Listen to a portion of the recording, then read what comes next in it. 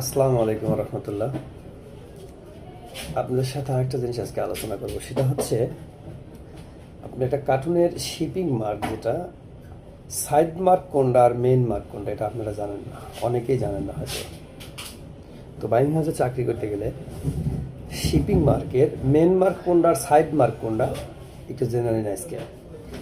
এই আমার হাতে এই একটা কার্টুন দেখতেছেন, এই কার্টুনের এটা হচ্ছে একটা কার্টুনের লেআউট দেওয়া আছে এটা।